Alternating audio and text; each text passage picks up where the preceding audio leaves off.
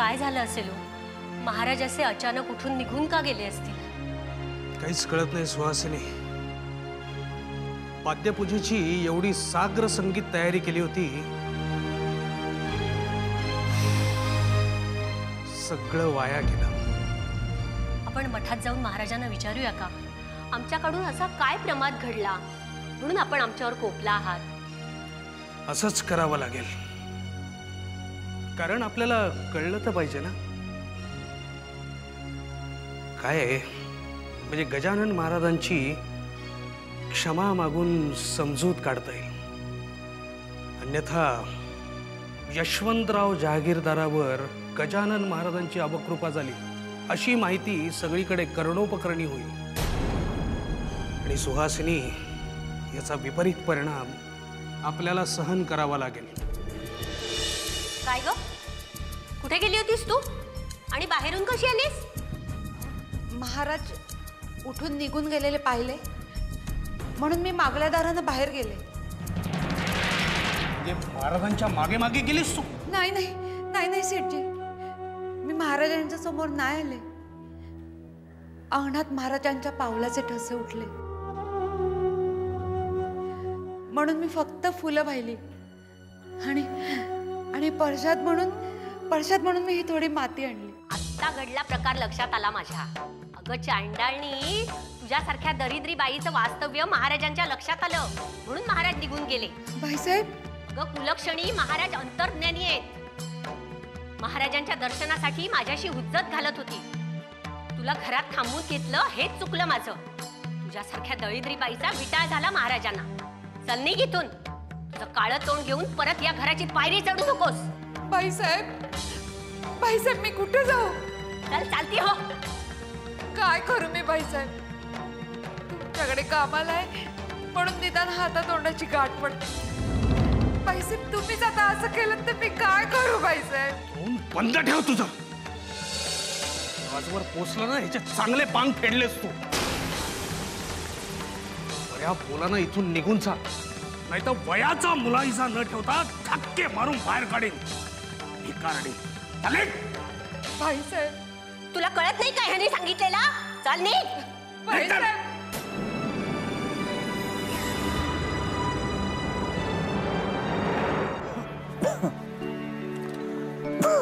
आजोबा, काय रे पोरा? तुम्ही काय बी खाल्लं नाही, थोडं चून भाकर खाऊन घ्या। नको, आज माझा बी उपास आहे।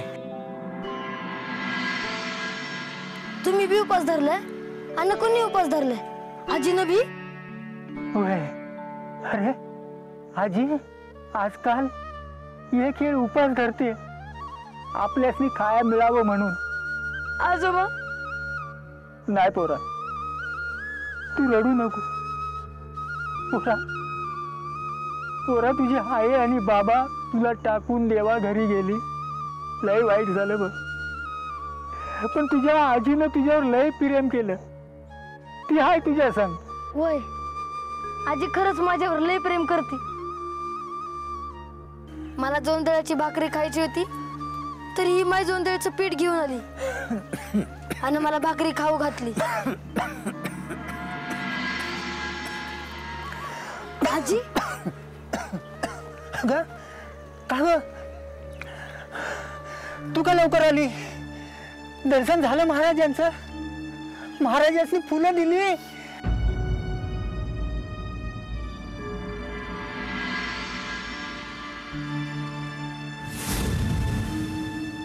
अगं पण बाय नर्मदा, तू का रडते? आजी काय झालं? तू का रडतेस ग?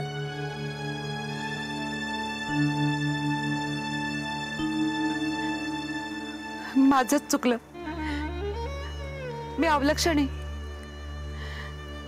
चोरून महाराजांचं दर्शन घेत उभी होते। महाराजांना विटाळ झाला असं मालकीनबाई म्हणाल्या आणि त्यांनी मला कामावरून कमी केलं। बघ, त्या देवाला तुझी किती काळजी आहे ती। महाराजांना काय बी बोलू नका, माझी चूक आहे ना व, शिक्षा मलाच मिळायला हवी। आधी वाटत होतं मी एकटाच मरणार आहे, पण नाही, आता आपण तिघं बी मरणार. मी या दुखण्याला मरणार आणि तुम्ही दोघं उपास मारिनार. नाही, मी असं काय बी होऊ देणार नाही. काय करणार आहेस तू नर्मदे?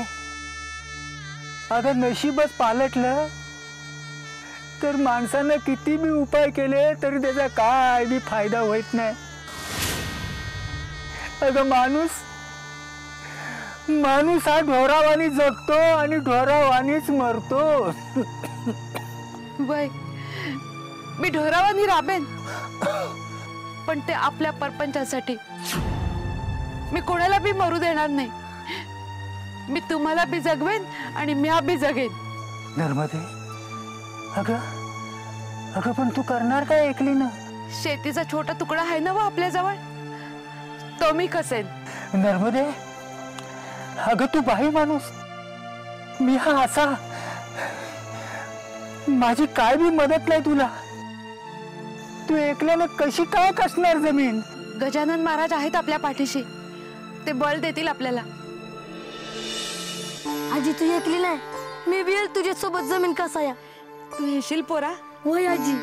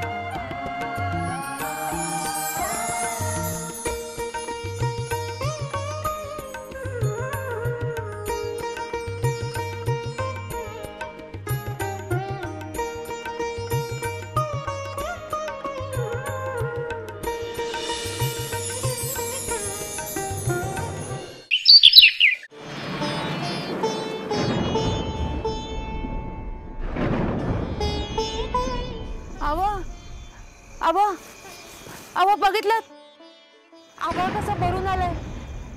पाऊस पडणार वाटतं. अरे देवा, अवेळी पाऊस कसा काय? आपलं नशीब धुवून जाणार आहे की काय? आजी खायत पीक आहे, पिकाची नासाडी झाली पावसानं तर आपण खायचं काय? पिकाची नासाडी नाही होणार. गजानन महाराजांचा धावा करा. गण गण गणात बोते, गण गण गणात बोते, गण गण गणात बोते.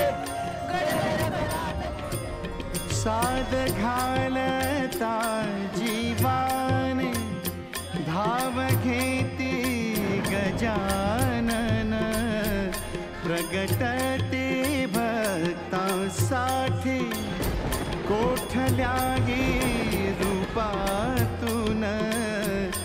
धुन लागता नामाची, धुन लागता नामाची, लाभे अपार हे सुख. शेगावीचे योगीराज, शेगावीचे योगीराज. ब्रह्मांड नायक ब्रह्मांड नायक ब्रह्मांड नायक ब्रह्मांड नायक ब्रह्मांड नायक गण गण गणात बोलते गण गण गणात बोलते गण गण गणात बोलते गण गण गणात बोलते. रघु चल कुठं आजी? खळ्यावर. नर्मदे, अरे रघु, अरे थांबा.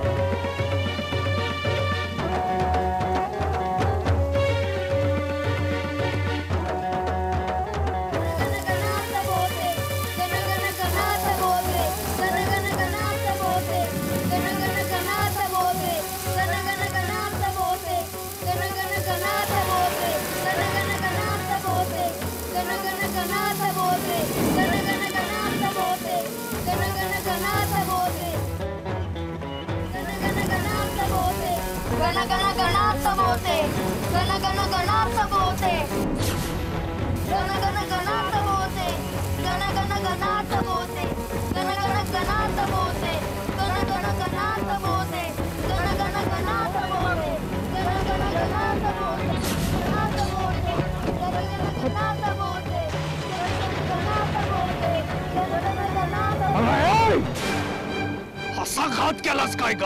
मालक, मी हा काय केलं? मी काय केलं?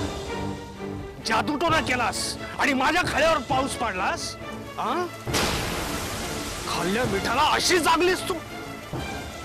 अगं कुठे फेडशिली पाप? लक्षात ठेव, तू जादूटोना करतेस, तू वशीकरण करतेस, दुसऱ्याचं चांगलं तुला पाहवत नाही. असं जर मी गावात सांगितलं ना तर सगळं गाव तुला वाळीत टाकेल. लक्षात ठेव, तू जादूटोना करतेस, तू वशीकरण करतेस, दुसऱ्याचं चांगलं तुला पाहवत नाही. असं जर मी गावात सांगितलं ना तर सगळं गाव तुला वाळीत टाकेल. आणि मग तुझं सुखरूप जरी असलं ना खळं तरी तुझ्या तोंडाला अन्नाचा कण सुद्धा लागू देणार नाही मी. मालक, मी असं काय बी केलं नाही हो. अहो, मी जादूटोणा करत असते, दुसऱ्यांचं नुकसान करून माझं पोट भरत असते, तर मी तुमच्याकडे कशाला राबायला आले असते? मग हा असा पाऊस आवेळी का आला? हा, अगं तुझ्या खळ्या शेजारीच माझं खळ आहे ना. मग तुझं खळं कोरडं आणि माझं पीक सगळं वाहून गेलं. मला बी कळत नाही मालक, हा काय चमत्कार आहे. गजानन महाराजांचीच कृपा आहे ही. गजानन महाराजांची लीला? अगं मी तर त्यांचा परमभक्त. ते माझं खळ का नसवतील ग? तू मात्र अवलक्षणीय, अपशकुनी आहेस तू. मात्र घरात पाद्यपूजा चालू असताना तू घरात आहेस म्हणून महाराज निघून गेले होते. मग तेच महाराज तुझ्या खळ्याला संरक्षण कसं देतील ग? ते मी कसं सांगू मालक? आम्ही सांगतो. महाराज, महाराज, महाराज ही चेटकी आहे. हिने चेटूक केलंय महाराज, चेटूक केलंय. हिचं सगळं पीक चांगलंय महाराज, इथं पाऊस पडत नाहीये.